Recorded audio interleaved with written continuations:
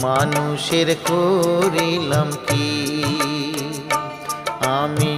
মানুষ হইয়া জন্ম লোভিয়া মানুষের করিলাম কি